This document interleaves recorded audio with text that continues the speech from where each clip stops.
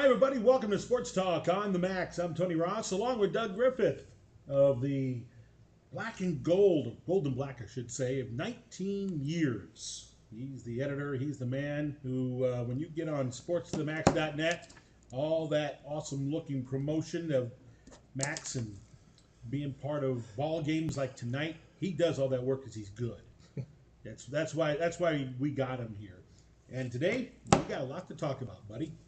Yeah, we do, Tony. Of course, men's basketball and women's basketball at the collegiate levels wrapped up this past weekend / Monday. And now, of course, what always follows the Final Four is the Masters tournament in Augusta, which, is sort of on an island by itself when it comes to professional golf. And really that rite of passage to spring, right? Yeah. And we'll talk about that. But and of course, once I think college basketball ends, you start thinking about Major League Baseball a little bit more. And of course, here for us in the Midwest, the Kentucky Derby's just a few weeks away. Hard to believe then Memorial Day will be around the corner. That means the Indianapolis 500. But Monday, you got the WNBA draft. I'm sure sports talk shows, definitely in the Midwest, rarely, if ever, talk about that. But we're talking about it now because, of course, the Indiana Fever has the #1 pick, and we all know they're going to take Caitlin Clark, and what a once-in-a-lifetime player she is, and will do great things for that league. And then we're about 2 weeks away from the NFL draft. So just when you think maybe we're getting a respite from, mega sports, if you will. No way. And we didn't even talk about the NBA and the NHL seasons coming to a wrap. And, of course, those playoffs just around the corner. Well, and let's talk with Caitlin Clark real quick. What a great 4 years at Iowa. And she is something special. I don't think there's any doubt about that. I am curious, though, to see how she's going to be able to handle the WNBA. And I say this for this one reason. She's, her junior, senior year, teams kind of went at her a little more physical, but they couldn't keep up with her. WNBA is a little different. Yeah. You've got women who can play 4 quarters, stay 4 quarters with a player like Caitlin Clark. Yeah, the world's greatest players. Yeah, I mean, these are the best of the best when it comes to professional women's basketball players. It's going to be interesting to see how she handles stronger guards who are going to go up against her, and for that fact, just anybody when the ball's in her hands. If she goes inside, don't think for 1 second there ain't going to be some 6'10", 6'8", 6'9", 6'10" big girl ready to just flush it right back in her face. Because of course in the college level, 6'6", 6'7" is really what you see. The WNBA, they're a dime a dozen, 6'7", and even taller, like you mentioned. So it's going to be interesting if she's going to be able to handle the physical play. Here's what I do know: she is the prayer that the Fever need. And that league. And that league too. I think. Because don't sleep on her opponents. Are going to cash in too at the box office. They will. But at the same time, I'm just thinking personnel-wise, player-wise. Yeah. I think the league is okay with all the players that are in the respective certainly. teams. I just, it's just going to be, she is going to up the seat prices and at every place. So I can see the WNBA glad that they're getting this boost. And like you alluded to, what a perfect place for her to go. The basketball reigns here in the state. Where basketball is a religion, and really the Fever have never either. I mean, of course, Tamika Catchings, helped the Fever a lot, but the Fever haven't really taken off like maybe you'd think. But now Caitlin Clark's a game changer. She just is. All you had to do is watch. I was trying to think, Tony, the last couple weeks, if there's ever been a men's basketball player that I know they put Miller, they put bodies in the seats, but in college, everywhere she went was sold out and lines to get in. Oh, you I okay? I can't remember now. Obviously, the pro level, Reggie Miller, Michael Jordan, LeBron James, but from a college standpoint, remember Michael Jordan wasn't Michael Jordan of the Bulls at North Carolina. He was really good, but again, all my days, I mean, sure there were big draws, but I mean this player packed the seats, and not only that. I mean, tickets were high dollar value, and as we saw when the numbers came out from the viewership of the Final Four of the women's topped the men's, and their numbers for the women's Final Four in Cleveland were better than some NBA Finals, some World Series. I mean, that is just mind-boggling to me. Do you know what was? I think it was. What was I reading? WrestleMania. I think was that weekend? Yeah, yeah, It of was the in Final Four, Philadelphia. right? The Final Four. Because you had your smorgasbord on Saturday. Oh, you man. got to watch I got to Purdue watch punch Purdue, its ticket to the national then title right game. Then after you had that- WrestleMania. What are we on, by the way, now, What is it? I don't know. 50, 60? I have to admit, real quick, they've changed. Let's face it, it's not necessarily, it's a staged performance, okay? But boy, they are the athletes they've got doing things. Yeah. It's worth. And it's a back great watching it. entertainment product. Has been forever. Triple H is now running the whole show, and I'm telling you, it was actually exciting to watch. Just watch the athleticism. And I'll bet, Tony, most of our listeners at one time in their lives have been pretty big pro wrestling fans. I'm one of them. I am. I mean, I'm not when I was a little kid. I enjoyed the entertainment part of it. Yeah. But back to Caitlin Clark. I really hope she goes out for the Olympics. I think that'll be good for her. That to me seems more along the lines of how the route she needs to take before the full investment goes into. And she'd be dynamite professional on that level. team and yes, playing in that absolutely. format. I think so. Because shooters and she'll have plenty of opportunities on that Yes, she team will. to shoot the basketball. So I'm kind of hoping she goes for the Olympic. And she will, from everything You I've know. seen. And that's what I'm hearing. Yep. But for her, that's going to be her beginning niche. That's it. Yeah. And I think if she can hone in and concentrate, get back to shooting and the competition part of things, the earliest and quickest she can do that, the better off she's going to be down the road. And so, yeah. Then of course you mentioned the men's Final Four. Very very proud of the Boilermakers. We got to a spot where we haven't been in. It's 1969. Yeah, 69. So we lost. UConn's just a different animal. Yeah, they are a machine. Yeah, think about this: 4 6 NBA national players. championships in 25 years. That ranks, by the way. Their 6 national championships are tied for 3rd all time. Mm-hmm. I mean, it's a dynasty. Yeah. No Hate their way coach. around it. Yeah, I'm not a big fan of Dan Hurley. Not even remotely a fan. I would love him better if he would just stay Coach. a positive. Just coach. Well, Without the antics, That's not people. I don't know if I'm buying into that part. You got assistant coaches too. That need to be part of the coaching. This guy he looked like a Raving lunatic. a 4-year-old or a 4th grader that if someone accidentally bumped into him, he's going to the principal's office to narc you out. And it's like, come on. Have you ever seen I'm still miffed at, if you remember in the second half, he grabs one of his players during the game. Oh, yeah. And, almost halfway to the court. And they just give the whistle blows by the official standing there, and he gives the ball to Purdue. I mean, what was that call?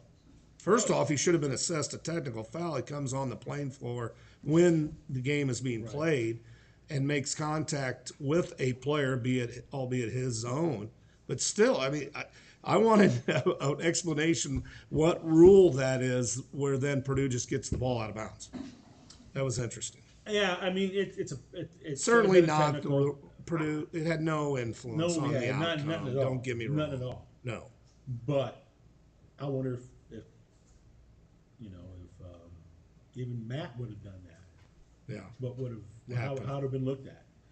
You know. And then after It's the game, do you need to go in the post game and say, like Zach Edey gets all the calls like he did? I mean, really, you just won the national championship. I'm of Come his on. opinion. This dude just needs a lesson in humility. I mean, he. It hasn't been a broadcast, and I've watched 3 of UConn's games. Well, not fully, but at some point in time, the announcers make a comment on his behavior. Now, when they're doing that, the NCAA should be saying something. Well, when you hear Bill Rafferty, who's, he lives in the East and has followed Right. a lot of Big East as well as college basketball in general, he even said Exactly. at one point to calm down. Come down and coach. Early. Yeah. Yeah, come down and coach. Yeah.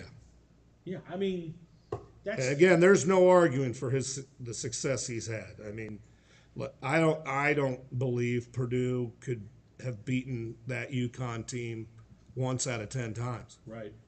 They're just that good. They were. And now you're looking at what one's already said they're going into the draft.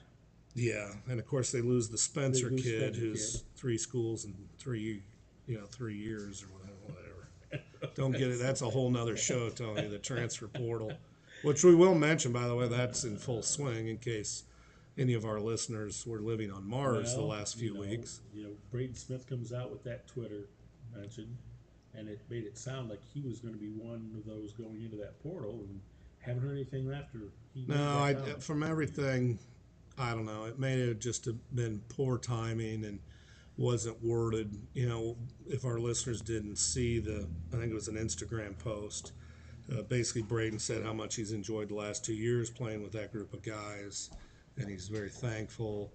And you're right, it was definitely open-ended, Yeah. and had some Purdue people caught off guard. But again, the team got back. What was it, Tuesday? Yeah, Tuesday afternoon, and I can guarantee you, Matt Painter has been sitting down with players ever since. Because again, like it or not, Season you have starts to now. you have to figure out your roster, right. which I can't.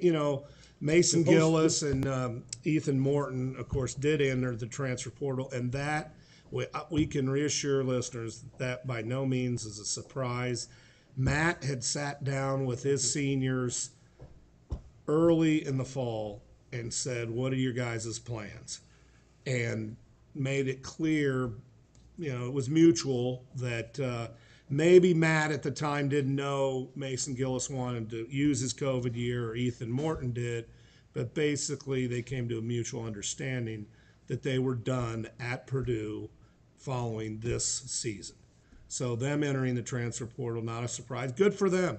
Their playing time was limited, even though Mason was the Big Ten's sixth man of the year. But in today's environment, like you touched on, Tony, where you can make NIL money, go somewhere else and play. You're going to go do it. More power to you. And I hope, and knowing Matt, and we've seen this prior to the transfer portal on steroids, if you graduate from Purdue and get your degree, you will have Matt's blessing.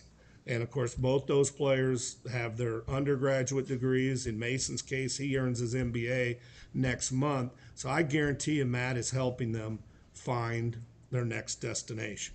But with that said, Purdue's still won over in their scholarship situation. So because of their incoming recruiting class, which is one of the best they've ever had. Yeah, it's going to be interesting how Matt's going to bring it all together. Yeah. With this upcoming class, which hasn't gotten a lot of attention per se, other than maybe some major publications. It's about number 2 behind Rutgers in the Big Ten, and depending on the publication or the outlet, it's top 5 in the nation or top 10. Yeah, we're going to have some good kids coming in. But you need to get them in now, and you need to get things started, because you can't just have it all happen in a couple of months leading up to the season.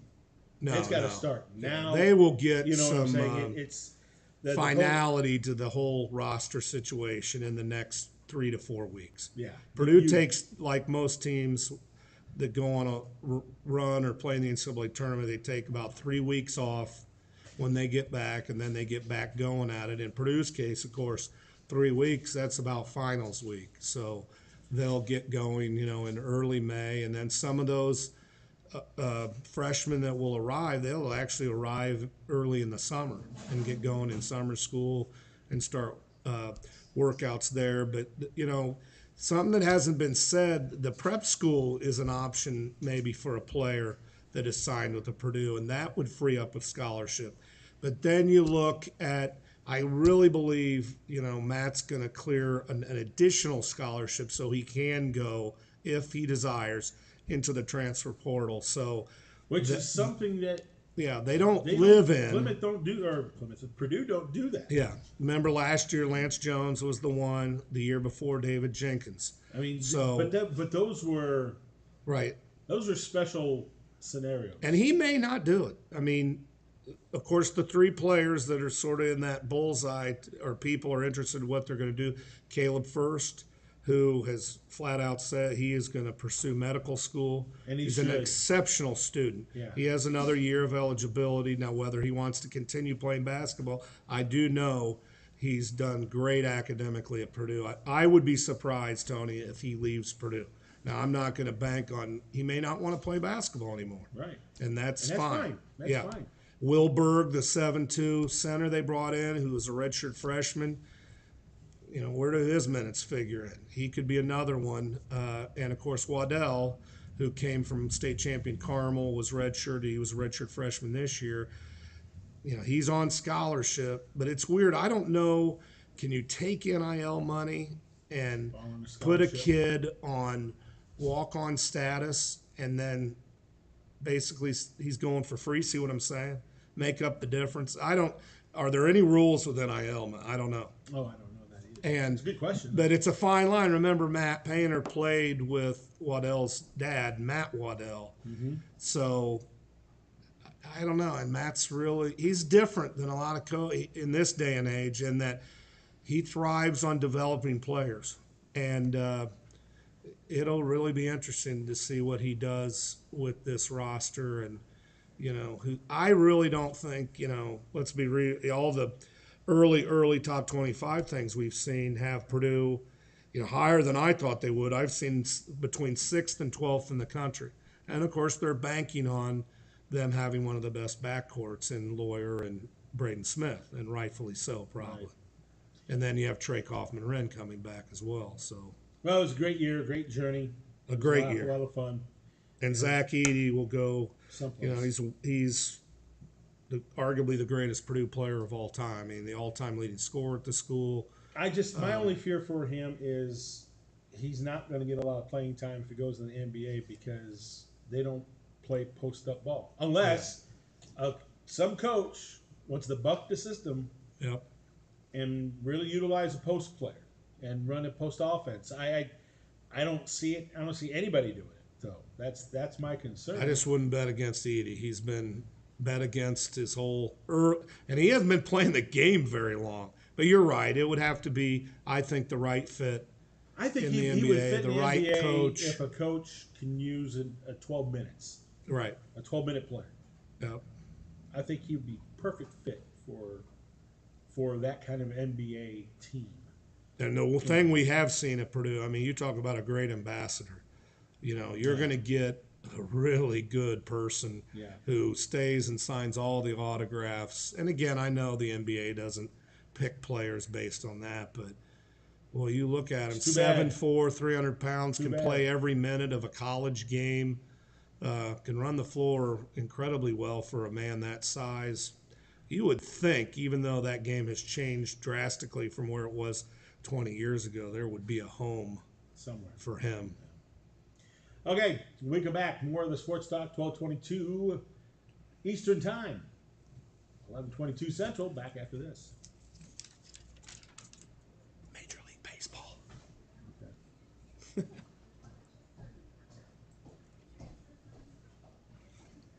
You could have continued your artwork. Oh, you'd be on camera. Sorry. Yeah. I keep forgetting.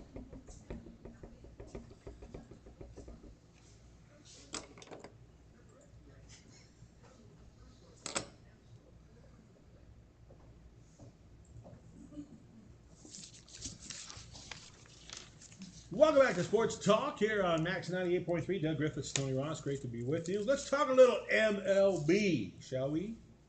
Yeah, we got to start with the Cubbies, right, or the White Sox. I mean, the White Sox. Okay, which one's more fun to talk about? I was going to say we don't want to depress people. Not that the Cubs are lighting things on fire, but boy, the White Sox have gotten off to that start they could really ill afford to get off to, and a lot of it has to do with injuries. I mean, they've had a slew of injuries, and now I think it's safe to say, Tony, and you'll agree with me. I mean, they're looking at another 100-loss season. I would think if the pitching doesn't come up with some miracles, it's going to be a long season for the White Sox. Because Mancada going down is just that's hurt. Yeah, that hurts tremendously. Cripples But them. I think they got some players that they can work off. I like the Lopez infielder. He's been a little bit of a journeyman, but I mean, he's a good player. You got some people you can build off of, but they got to play consistent. They're going to have to handle the stress of being, I don't know, the dad of the locker room. That's hard, especially when you haven't been that ever in your career. So there's a lot of transformation that's happening right now with this White Sox team. Now, what I have seen, and I don't know if you've watched them a lot, but the games that I've seen, I actually like seeing these kids hustle. Running down the first baseline on a ground ball, for example. That's something new, by the way. White Sox fans, when's the last time you guys had players? Everybody, your starting 9, have that happen. Yeah. I think that's a start. That's a start. I know as minuscule as it sounds here, it's those little things, and I've talked about it before. Those little things add up, especially to where you want to be at. And so I'm just the fact that they're running hard, playing hard. Yeah, they're making errors. Yeah, pitchers are throwing when they're ahead of the count, fastballs down the middle. That's correctable stuff. And you got a lot of new faces on there at a big league level. The lights are big. The stadiums now are even bigger than where they came from AAA. There's a lot of factors that go in growth into a ball in a ball player. And so the Sox are just one of those scenarios where they knew this was coming. Yeah, they're in major rebuilding mode. But it starts with doing the little things. Because they become bigger. They just couldn't afford the injuries because, of course, that is a domino effect, yeah.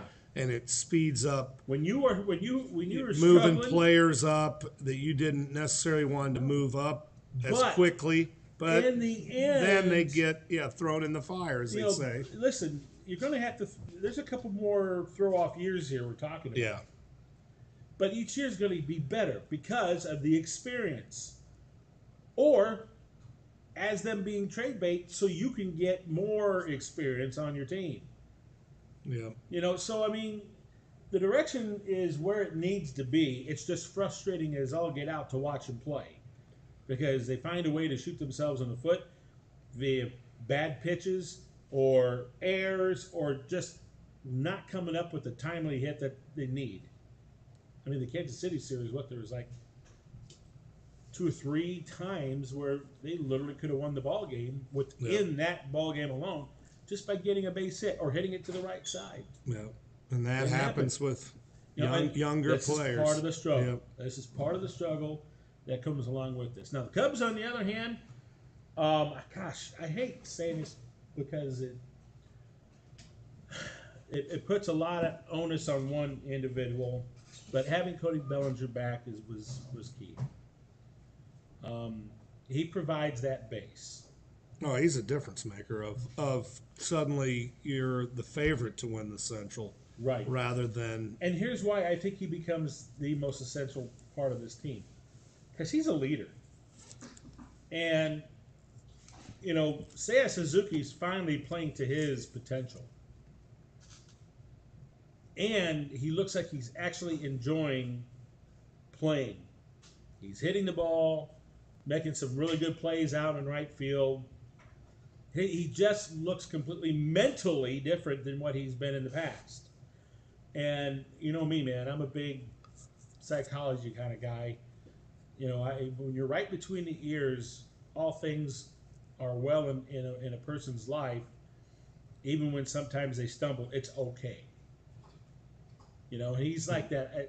He seems to be playing that it's okay. I got it now.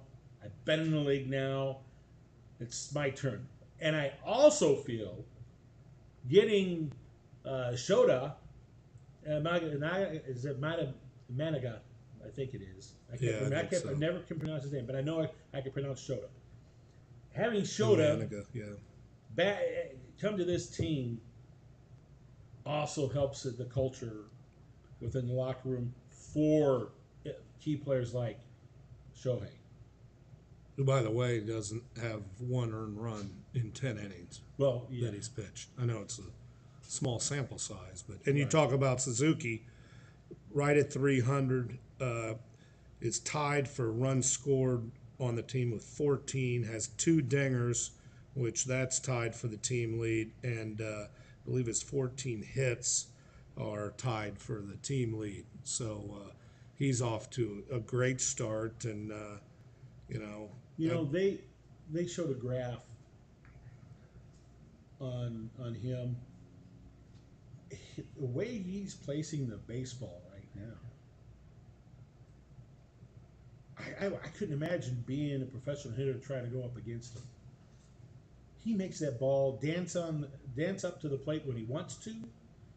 He'll gun it by you with that fastball, and he seems to be a very smart pitcher, understanding count situation and how to stay ahead of the count. So I don't know, man. I just he has 12 strikeouts in his 10 innings. A really good lefty. He looks like I like him because he looks like he's a powerful lefty. And they've needed him, Tony, because we talked about injuries to the Sox. Well, the Cubs are down 2 starters with Justin Steele going down on opening day. And, of course, Talian's been out. And, oh, by the way, one of their best relievers, Merriweather, is probably out for at least 8 weeks. Yeah. So, well, Talon is now throwing. Yeah, he has a AAA assignment, I think, tonight for Iowa. Yeah. And I hope pitches. They need him. Yeah, they need talent. Because I don't know, have you heard about Steele? What his timeline is? No, it was a hamstring, right? Hamstring injury. You know what? Depending who you talk to, right, or who you listen to, right. Some are saying he's that's probably going to be available to the end of the year. That's a concerning may injury. Not at all. Because pitchers need their obviously legs to drive. It's the second worst injury you can have other than your arm. If the Cubs are still atop the Central. Yeah, they'll go out and get some. They'll go get somebody. Right. Because they can. See, I didn't hear that it could be that long for Steele. I thought he'd be back sometime in May. I don't know. Could be wrong. I'm hoping you're right. Yeah. They need him. Well, they do. They really do. Because, of course, God love Hendricks and all he did for 2016, but, he's struggling. He has not been good. And are we at the end for Kyle at age 34? I really feel we probably are, unless Hendricks gets pushed back in the because he's rotation. Not a bullpen guy. I mean, I think he could be if he wants to be. I mean, you go and you face any one of the Cubs starters right now. Okay, you put Hendricks as either mid reliever or your closer. The just by how Hendricks pitches so differently from a starter or mid reliever, it will screw you up as a hitter. If you need to get through your first 9 in a batting order at the end of the game, you need 2 innings. I just feel right now Hendricks is more valuable in handling that than he is trying to go 6. Yeah, I don't know. The because problem he is struggling on second time throughs. He has to have pinpoint control just because his velocity. And that's just what's it. alarming too, he has a 12% strikeout rate right now, which is It's not good. horrifying. Yeah, that's not good. But you Shota, for example, power pitcher, has his pitches that dance up there. He can do whatever he Yeah. does, and then all of a sudden, he goes the distance you need him, and then you got an off-speed pitcher now in Hendricks that's going to throw your timing off. But hey, you're only going to face him one time. You only need him to get through the in the eighth inning and Right. ninth inning. Well, and that's what they were saying about how Craig Counsell, the new manager for the Cubs, who of course came over from the Brewers, is known for being a master at handling pitching staffs. Now, right out of the gate, he's getting challenged because of the injury and of the injuries, but plus Hendricks struggles. So, like you said, do you just may have use to- him for 5 innings and then because Counsell's again the also been third known time to start through the order? his mid relievers Yeah, in the first couple of innings. that's right. And then bring his starter in. So you might be onto something there. So I mean, it's one of the reasons the why other Counsell's thing, he's a given good up coach. 5 dingers in 12 and 2/3 innings. I mean, that's Again, it's control. And Yeah. right now, he doesn't look like a confident pitcher. he's like a BP pitcher. In all Yeah. honesty, I hate It to looks say like it No, it looks like it. because what he's done for the organization, was invaluable in 2016. So sometimes when you shake it up, as Counsell's been known to do, you have your sit down with Hendricks. Okay, I need to get you back on track. I got the suggestion because it's just as important role as if you were to start. Let me take you off the starting role, put you in maybe a mid reliever. I need 2 innings out of you. 2 innings of scoreless ball. Yeah. 2. Now, Kyle can do 2 innings. Oh, sure. He can do 2 innings. Like you say, you spot him after a guy that's a power pitcher. That may be a good changeup. Well, sure. Yeah. You're going to have hitters out front on about everything. And then you yank But him the point before they is, can get you're used only to him. seeing him one time through. Right. Yeah. You're not seeing him 2 Multiple or 3 times. Exactly.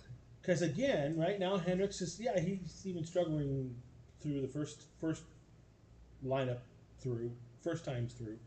But the second ones are the ones where they become more damaged because his inaccuracy gets worse as he's pitching. Yeah. But he's usually good for 2 innings. And you're seeing batters just sit on that change. And, But after you face, show a fastball right. for 2 times through lineup, it's a heck of an adjustment for a hitter to try to slow the pace down. Right. And make no mistakes, Hendricks has been written off before. And, as the season has gone on and he's gotten more innings, he's found enough stuff to survive. So, Well, that and Counsell has bullpen issues too. We saw it the other night when they blew an 8-0 lead at San Diego. I mean, and then end up losing the series. And I actually, other than Cuellar has shown that he's good at getting 2 strikes, but horrible in finishing. And Well, so I saw they been, sent the one guy down that got lit up in that 8-0. I don't remember. Or maybe it was Cuellar. They're in the West Coast right now, and it's too late for me to stay up and watch the whole Right.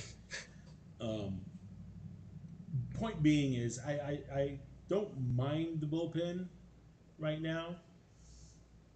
They just got to learn how to finish, and I think they do. I don't know. Maybe I'm just being And again, bullpen. I'm being being a fanatic here, Cub diehard here, but we're still early in the season. That's Major League Baseball in a nutshell. Everybody's trying to get their bullpens Right. because that's the team But that you gotta does it learn how to fast finish. enough, right? On a team like this, you shouldn't have to worry about finishing. Just for that purpose alone. Yeah, Forget the fact that you. because it's at least in the league for early this long or proven that to be long. a pretty good hitting team and run producing team. I mean, usually, again, maybe it's weather related or it is weather related. Usually the Cubs start out slow offensively, not this year. They're putting runs on the board. I like how Counsell's handled morale, and I think it just started with a sit down with the young man and say, "Hey, you could be a terrific hitter," because he struggles. he struggles on the field. And you can almost understand that because And that'll be a learning if you curve realize you're at not third. going to be Yep. playing the field, concentrate on what you're great at. Yeah. What you're good at, the hitting. So I think Consul's done. And you mentioned A him good just job to with read him. off his stats. He's right 298. He leads the team in homers with 3, and he has 10 RBI. So he's off to a really good start. And we're only in April. Right. April has Had the grand always slam been the other night. Yeah, April has always been a tough month for Chicago Cub baseball. Yeah. I don't care what year it is. Toward the end of April, you start seeing the improvements. But Well, it's hellish in Wrigley Field this time. It is. I mean, It's tough to hit in that ballpark during that month. because I guarantee, there's never been a study done, but I bet in April that wind's got to blow in 95% of the time. Everyone talks about how hitter friendly Wrigley is, and people don't understand that year in, year out, the wind blows in more than it does out. That, of course, makes it a lot longer shot to get it out. Well, like I said, I like this team. I really do. Yeah. I like the makeup of I it. think they're going to be exciting, and no reason. I think the division's theirs I think to win. to win. I think Milwaukee is going to be once again a surprise. Yep. Pat Murphy, former Notre Dame baseball coach, is now heading that. And I think the Brewers are going to be tough again. Cardinals are just flopping like fish out of water. And We're of sad course, about that, Yeah, aren't we, I'm sad Tony? about that, but I got a couple Cardinal fans, and I'm trying not to bruise their ego, but They're 6-7, by the way. Cubs are 7-5, and you mentioned Milwaukee is 8-3. But with the talent St. Louis has, man. Well, I'll tell you what. I'm I have to shocked. admit, the Cubs opened my eyes with that 2 out of 3 against the Dodgers. I don't care what kind of weather you're playing in. You beat that outfit, 2 out of 3. That's LA something is special. minus one of their top Right. throwers. Right. Good point. I mean, but But they are 10-5. you still beat the Dodgers, who Right. are again they're picked to make the playoffs. Right. If not win the World Series. Yeah, probably. I Yeah. mean, I don't Hell, they're I don't like see an much all-star that team. would prevent that. Like I said, I like what we're doing and what we need. I think we need one more solid 6 to 7 inning pitcher. Amen. Yep. We need one more. And maybe 2 if Steele's out. Well, I tell you what I would like to prolonged get. I would like to time. get, if we're going to get somebody else, I want to get a middle reliever. That'll go 8, Right. giving your closer just 3 outs to get. And if they're out there, I don't know. I'm all about jumping, striking while the iron's hot, as they say. I'm of the opinion, let's get them down. And let's get some chemistry going. Let's get that vibe going, and have that mentality of stepping on people's throats. Well, and I'll tell you, defensively, they are filthy up the middle. Up the with middle they are. Yeah. Swanson and Nico Horner. I mean, those two can really, and they've already made some phenomenal plays. They're 2 good ones, and they go Bellinger. And that'll in help the your outfield. pitching, as you well And I know. like our outfield. I mean, Oh, guys, yeah. you still got Tachman. He's starting for Yep. anybody else. Yep, and Belly can go get them with the best of See, them. and I'll tell you what's making it really tough right now for Bellinger or for Council to try to get Tachman more playing time Yep. is that our first baseman is Well, Bush started. He hit a tape measure. They ended up Bush- losing the game, but Bush. he's showing me something too. I think that kid's got a great eye. Yep. You don't normally see him fishing No. for bad pitches. For the I most like part, this it. whole Cub lineup, I've been liked their good. patience. It's been good. And- Even when Madrigal's playing. Yeah. I don't feel we lose a lot. Now, could we get that one I just solidified third don't. baseman? You and I talked about it. The leadoff, and I know they have Hap there. And maybe we got spoiled in 2016 with the Dexter Fowler. I just wish maybe we had a little more speed and on base guy. I don't know. Probably splitting hairs there, but I don't know what else Council could really do. Who Right. would you put? And I don't know. tried You got to Nico- play Hap. You tried so- Nico in a leadoff spot, Right. and it would work for 3 days, and all of a sudden he's not hitting nothing. Yeah. So I get it, and maybe you do some juggling. If Nick is hitting out of the gate, and then all of a sudden he's not, put half back in, and just rotate until one starts slowing down. You know what I'm saying? Yeah, I'm not saying you bench Hap, and neither are you. Oh, not at all. You play him. Can't bench Hap. No. He's a good left-handed bat, among other things. You know, I mean, granted, he kind of threw a fit when he was told that he might not be leading off. And so again, like you said, you don't want to right, and you don't. Do you really want to disrupt chemistry this early? You know. And, no, I don't think Hap would be a poison in the dugout, but no, I don't think so. He's a good good guy. You know, when he goes on the score and right, makes some interesting comments. You go. You want to do everything in your power to keep him happy. Come on, Ian. Come on, babe. There's no I team here. But I think it is good. I think it really is going to be a fun summer this season on the north side. And I'm going to go see him on the 5th. Are you really? Mm-hmm. You know who they play? Brewers? In Wrigley? Yeah. Nice. Got great seats. Really? How'd you score those? 12 rows back. I bought them on StubHub or something? SeatGeek. Nice.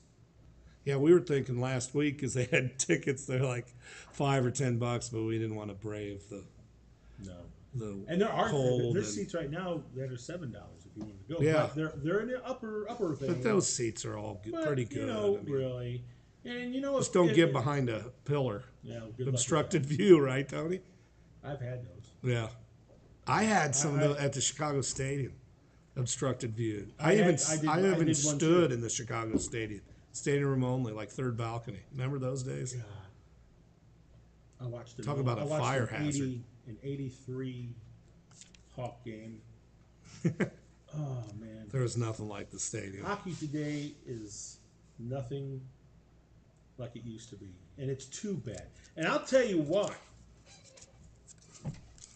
When the Rangers and the Devils out of the gate had that 5-man line fight. They all dropped their gloves at the same time. Did you see the response it got? Oh, yeah. People loved it. Oh, my gosh. Loved it. And to me, if that isn't an indicator of bringing the physical play back into the game, I don't know what is. Now, yes, we probably now got different style of players and athletes. The Connor Bedard's, they're going to struggle in a physical game. Right.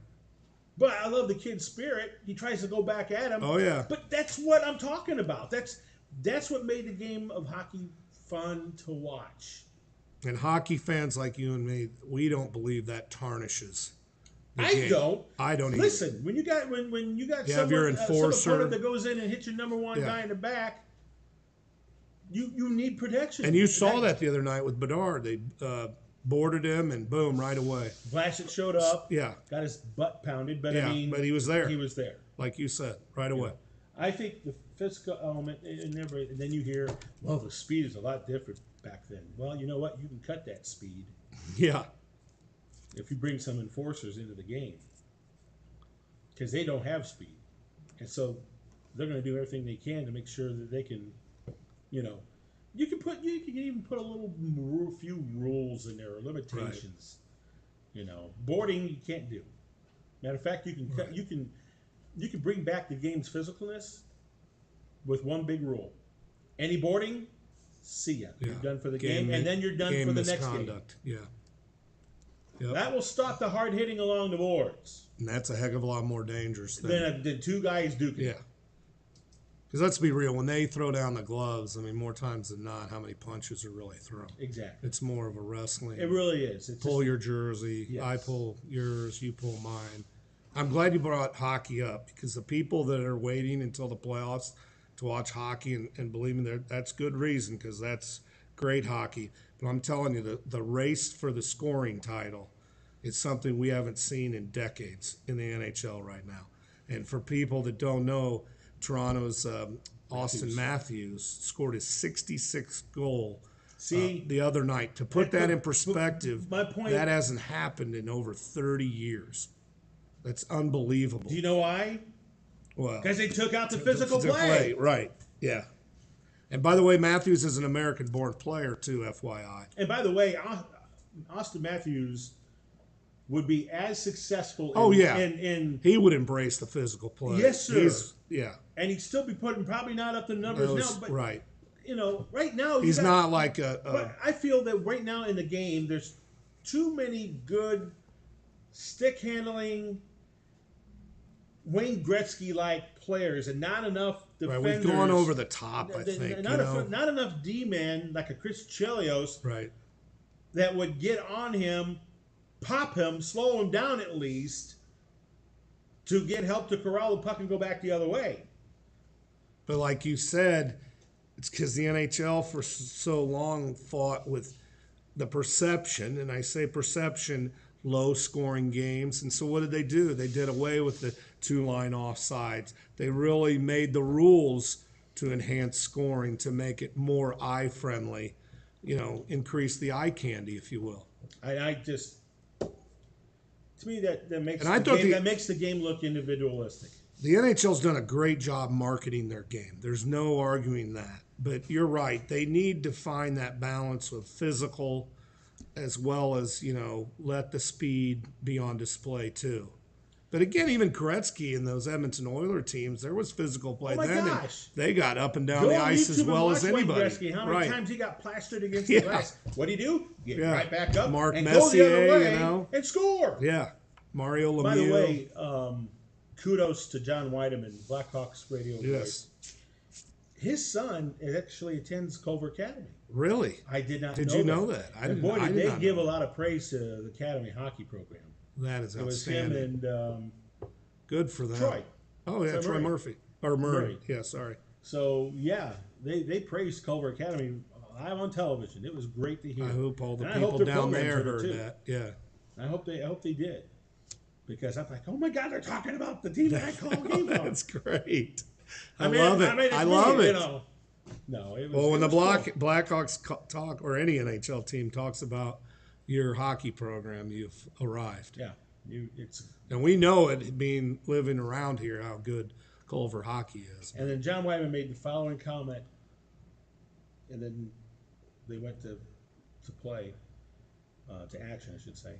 But he goes, I'm proud that he is at a really good hockey program, becoming a really good hockey player. But what I'm most proud of is the fact that him being at Culver Academy has made him a man. Yep. And I'm even more proud of what he's now become. Wow. So we can say all we want about the prep schools. Okay. Some are just simply different. Right. And I knowing firsthand about what Culver Academy provides, it is life changing. Yep. It is and it's in our own backyard. A lot of people don't even know that they play hockey down there. Or great lacrosse. Nationally. By the way, I was driving by the other day. And maybe this is somewhat old news. I hadn't recognized it when we were covering football games for high school, but they've put field turf in for their soccer now. So that caught my eye. But their facilities are. It's just. And again, we talk about it every time we have a game. It's bigger. So picturesque down there. Beautiful on Lake Max. I love, and you do too, covering games. Andy Dorrell's teams, and of course Mark Galloway's team. I could go on. Bill Murchie's, you with hockey down there, and the people are so friendly and welcoming to us. And I found this out. Kevin Dante, assistant coach for the Eagles, who was linebacker coach, kind of helped out off and on because he's got his new position down at Culver. And I guess this year he's going to be helping the Culver Cavs as a linebacker coach. Wow. So I'm going to tell you, Coach Faust down there at the Cavaliers is going to see a increase in players. Good. Coach Daddy doesn't, Yeah. He wants players. He wants to challenge them up, coach them up, send them out as graduated, fantastic young men. He knows how to do that. Well, he's at a great place because that is a great administration to have down there, led by Mike Zahner. Z is the AD, and Brett. There's a lot of good things going right now over there. And sometimes they don't get quite the enrollment that they deserve, but man, what they do with what they got, they've now got a system. They got a beautiful facility in that gym now that's going to cover and just great support, not just fan, but administration support on down the line. I mean, it's one of our many treasures that It we really have is. in not only our county but our surrounding counties. So then I drove to Bremen.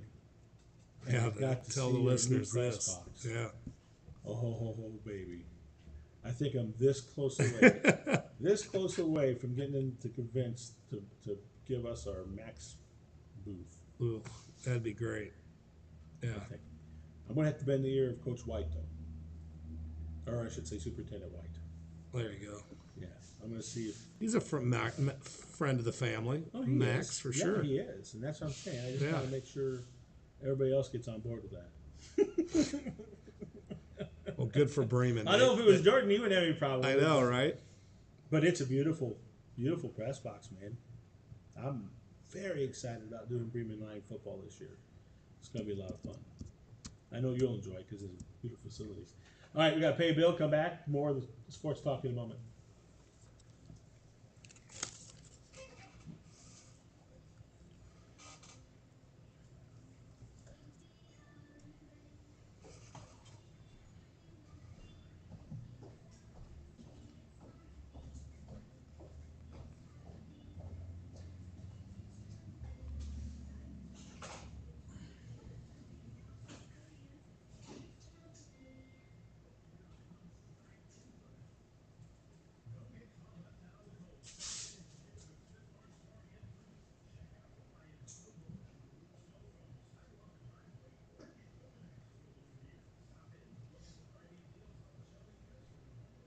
What are we talking about next?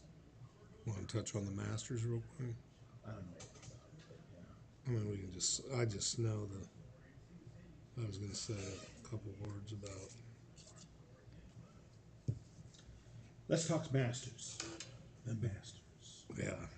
Let's see. Jim Nance and company. What Vern Lundquist? It's his Over. goodbye.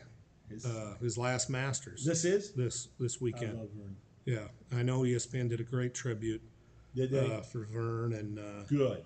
I'm glad to hear that. and I watched a clip when we got home yesterday. I always like to see the legends come back, and when they, of course, they have the ceremonial tee shot. And yesterday they had Gary Player, Jack Nicklaus, and Tom Watson, and boy, to watch them still swing a club. I mean, keep in mind Nicklaus is 82, Yeah. Gary Player is 88. I'm not sure how old Tom Watson is, but man, I could only dream of hitting a shot that straight, still at their ages, straight as an arrow. And it was really neat to see as I think, Gary Player, I think, was the first to tee off. And Jack Nicklaus was behind him off to the side, and Jack welled up, tears welling up in his eyes. And you just get a real appreciation of what it means to those legends. And of course, Nicklaus, an Ohio State guy, is the all-time leader in Masters championships with 6, and Tiger Woods is 5, and we all wonder at the ripe old age of 48 whether Woods will ever be able to. Well, this morning get he one. struggled with 73. Yeah. That's a tough number to overcome. Yeah. For our listeners right now, and again, they've just pretty much started the second round. Some of these guys, 7 under is tied for the lead. Homa and DeChambeau are at the top of the leaderboard, but Scheffler, Scotty Scheffler, is the favorite to win. He's one shot back, but there's a lot of golf to play. DeChambeau, I watch him, and I like watching him. I mean, he manages to make some incredible shots.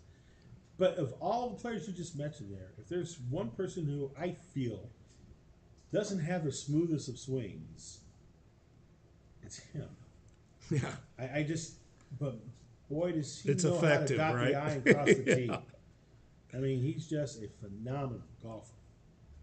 And everybody you just mentioned is phenomenal. And those 3 that I mentioned are all Americans for those people that care about that. So right now, of the top 4, and there's of course 5 because there's some tied guys. Where's Tiger at right now? I'm not sure. Like you said, I don't know if he'll make the cut. He was positive he did. Nothing. And I couldn't even Not for tell people 73. what the. Yeah, because what did he shoot yesterday? Do you know? Oh, he's tied for 43 at +2. Now he's played 7 holes today. Oh my gosh! So Okay, did you see that shot by Homa? It was a 36-foot. yes, I did see that. How in the world do you do that? I I mean, don't know. I could Tony, have I don't rolled, I know. could have rolled I don't know how that these golf ball guys from where he hit the ball the way they do. How in the And we were world? talking this morning after your morning show with Mark Lindsay, just to hear the swing. You don't even need to see Yeah. it. It's Oh just man, you I just could know it's listen to on. those swings all day long. And I'm not an avid golfer. I've played plenty of golf, but it's like the great hitters in baseball. It's just when the ball hits their bat, You just the way it comes off the you bat, just the know. sound. Same thing with great golf players. Yeah. And Well, like I which said, I will never be. So you know. but it is a beautiful. I know the weather played havoc yesterday. I know high winds are having their way today, but it's always great to tune in. You don't have to watch the whole thing, but what a beautiful You want to see course some amazing shots. and yeah, phenomenal. Like I said, it is a rite of passage. Once it's like really to me signals the start of spring. Yeah. The Masters. And that voice. I mean, Yeah. and I know Nance stepped away from the Final Four in college basketball, but have you heard? This isn't his last Masters, right? I don't know. He loves golf anyway. So, Right. but I know Vern Lundquist. This is his swan song. So All right, buddy, we gotta get out of here. Have it's a been good great. weekend. Thank you, Tony. All right. Thank you also for viewing in on our YouTube channel at Max 98.3 stream, exclamation point. If you missed any part of the show, we'll have it up on our Max 98.3 Facebook page and the YouTube channel as well. So we will talk to you later this afternoon. We got baseball, as it will be Whitgo and Plymouth at Bill Nixon Field. We'll be on the air in between 5 and 5:30. The Colonel and I will have all the action for your Friday afternoon high school baseball. Now, again, I don't think it's supposed to rain too No, much I think more you're longer. home free. I think we're good now, so weather should no longer be an obstacle. But you never know. It's Indiana. All right, kids, have yourself a wonderful day. Thanks for tuning in to Sports Talk on Max. Patricia, you want to get